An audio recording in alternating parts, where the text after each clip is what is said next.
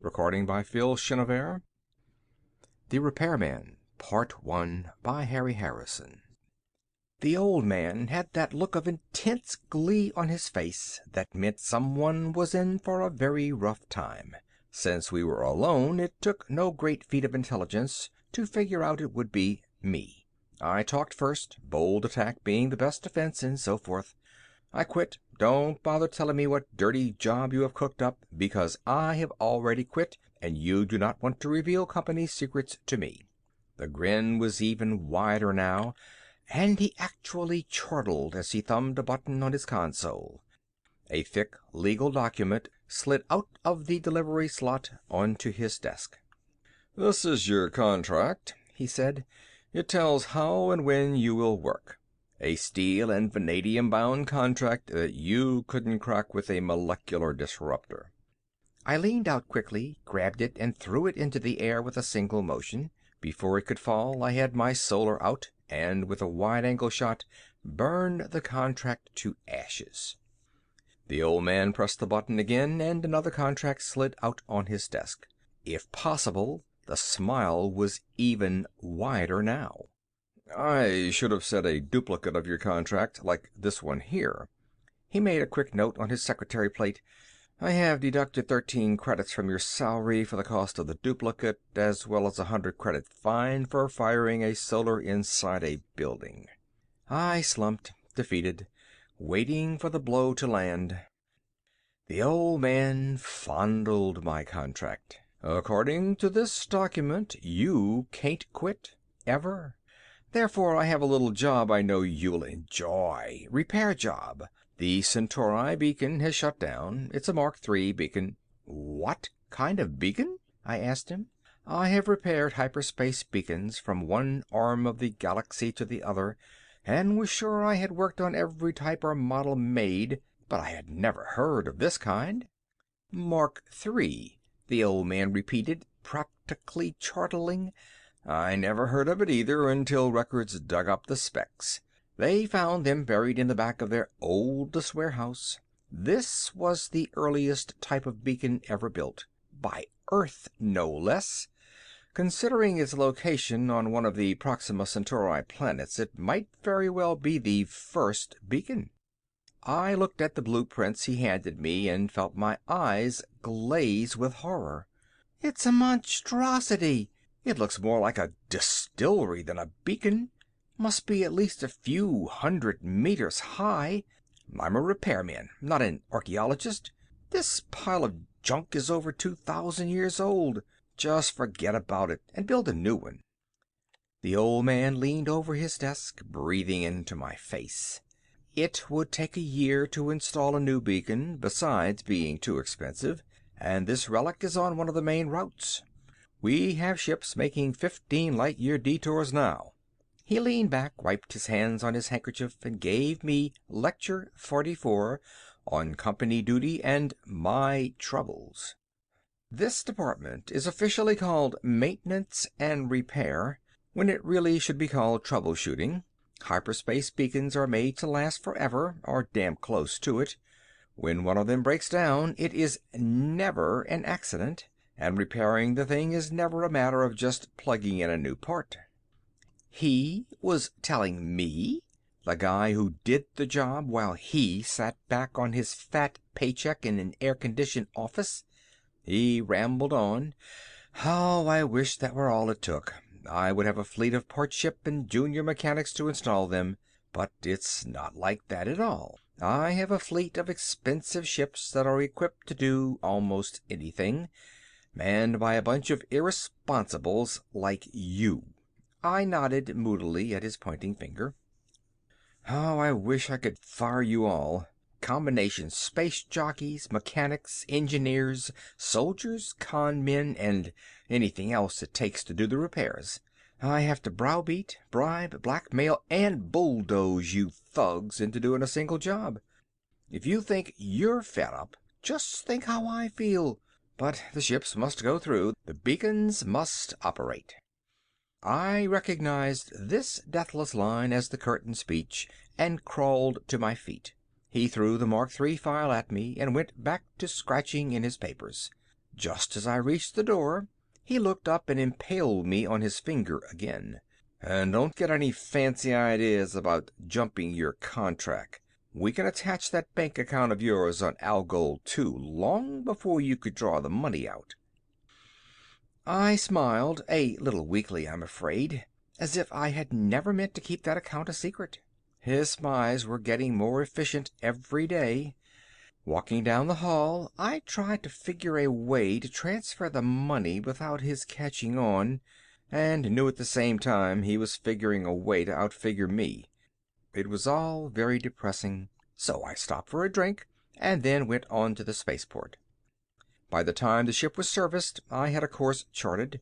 The nearest beacon to the broken down Proxima Centauri beacon was on one of the planets of Beta Circinus, and I headed there first, a short trip of only about 9 days in hyperspace. To understand the importance of the beacons, you have to understand hyperspace. Not that many people do, but it is easy enough to understand that in this non-space, the regular rules don't apply. Speed and measurements are a matter of relationship, not constant facts like the fixed universe. The first ships to enter hyperspace had no place to go and no way to even tell if they had moved. The beacons solved that problem and opened the entire universe. They are built on planets and generate tremendous amounts of power. This power is turned into radiation that is punched through into hyperspace. Every beacon has a code signal as part of its radiation and represents a measurable point in hyperspace. Triangulation and quadrature of the beacons works for navigation, only it follows its own rules. The rules are complex and variable, but they are still rules that a navigator can follow. For a hyperspace jump, you need at least 4 beacons for an accurate fix. For long jumps, navigators use as many as 7 or 8. So every beacon is important and every one has to keep operating. This is where I and the other troubleshooters come in. We travel in well-stocked ships that carry a little bit of everything. Only 1 man to a ship because that is all it takes to operate the overly efficient repair machinery. Due to the very nature of our job, we spend most of our time just rocketing through normal space. After all, when a beacon breaks down, how do you find it? Not through hyperspace. All you can do is approach as close as you can by using other beacons, then finish the trip in normal space. This can take months and often does. This job didn't turn out to be quite that bad. I zeroed on the Beta Circinus beacon and ran a complicated 8-point problem through the navigator, using every beacon I could get an accurate fix on. The computer gave me a course with an estimated point of arrival as well as a built-in safety factor I never could eliminate from the machine. I would much rather take a chance of breaking through near some star than spend time just barreling through normal space, but apparently Tech knows this too. They had a safety factor built into the computer, so you couldn't end up inside a star no matter how hard you tried. I'm sure there was no humaneness in this decision. They just didn't want to lose the ship. It was a 24-hour jump, ship's time, and I came through in the middle of nowhere. The robot analyzer chuckled to itself and scanned all the stars, comparing them to the spectra of Proxima Centauri. It finally rang a bell and blinked a light. I peeped through the eyepiece. A fast reading with the photocell gave me the apparent magnitude, and a comparison with its absolute magnitude showed its distance. Not as bad as I thought. A 6-week run, give or take a few days. And feeding a course tape into the robot pilot, I strapped into the acceleration tank and went to sleep. The time went fast. I rebuilt my camera for about the 20th time, and just about finished a correspondence course in nucleonics. Most repairmen take these courses. Besides their always coming in handy, the company grades your pay by the number of specialties you can handle. All this, with some oil painting and free-fall workouts in the gym, passed the time. I was asleep when the alarm went off that announced planetary distance. Planet 2, where the beacon was situated according to the old charts, was a mushy-looking, wet kind of globe. I tried to make sense out of the ancient directions and finally located the right area. Staying outside the atmosphere, I sent a flying eye down to look things over. In this business, you learn early when and where to risk your own skin. The eye would be good enough for the preliminary survey. The old boys had enough brains to choose a traceable site for the beacon, equidistant on a line between two of the most prominent mountain peaks. I located the peaks easily enough and started the eye out from the first peak and kept it on a course directly toward the second. There was a nose and tail radar in the eye, and I fed their signals into a scope as an amplitude curve. When the two peaks coincided, I spun the eye controls and dived the thing down. I cut out the radar and cut in the nose orthicon and sat back to watch the beacon appear on the screen. The image blinked, focused, and a great damn pyramid swam into view. I cursed and wheeled the eye in circles, scanning the surrounding country. It was flat, marshy bottom land without a bump. The only thing in a 10-mile circle was this pyramid, and that definitely wasn't my beacon. Or wasn't it? I dived the eye lower. The pyramid was a crude-looking thing of undressed stone without carvings or decorations. There was a shimmer of light from the top, and I took a closer look at it. On the peak of the pyramid was a hollow basin filled with water. When I saw that, something clicked in my mind. Locking the eye in a circular course, I dug through the Mark III plans, and there it was. The beacon had a precipitating field and a basin on top of it for water. This was used to cool the reactor that powered the monstrosity. If the water was still there, the beacon was still there, inside the pyramid. The natives, who of course weren't even mentioned by the idiots who constructed the thing, had built a nice, heavy, thick stone pyramid around the beacon. I took another look at the screen and realized that I had locked the eye into a circular orbit about 20 feet above the pyramid. The summit of the stone pile was now covered with lizards of some type, apparently the local life form. They had what looked like throwing sticks and arbalasts and were trying to shoot down the eye, a cloud of arrows and rocks flying in every direction. I pulled the eye straight up and away and threw in the control circuit that would return it automatically to the ship.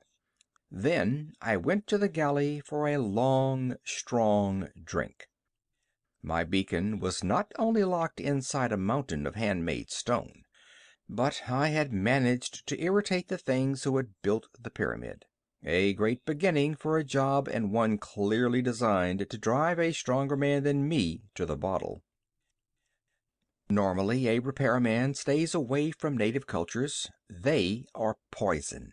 Anthropologists may not mind being dissected for their science, but a repairman wants to make no sacrifices of any kind for his job. For this reason, most beacons are built on uninhabited planets. If a beacon has to go on a planet with a culture, it is usually built in some inaccessible place. Why this beacon had been built within reach of the local claws I had yet to find out. But that would come in time. The first thing to do was make contact. To make contact, you have to know the local language. And for that, I had long before worked out a system that was foolproof. I had a pry-eye of my own construction. It looked like a piece of rock about a foot long. Once on the ground, it would never be noticed, though it was a little disconcerting to see it float by. I located a lizard town about 1,000 kilometers from the pyramid and dropped the eye. It swished down and landed at night in the bank of the local mud wallow. This was a favorite spot that drew a good crowd during the day. In the morning, when the first wallowers arrived, I flipped on the recorder. After about 5 of the local days, I had a sea of native conversation in the memory bank of the machine translator and had tagged a few expressions.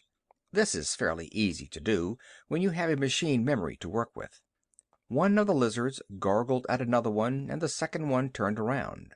I tagged this expression with the phrase, "Hey, George," and waited my chance to use it. Later the same day, I caught one of them alone and shouted, "Hey, George," at him. It gurgled out through the speaker in the local tongue, and he turned around.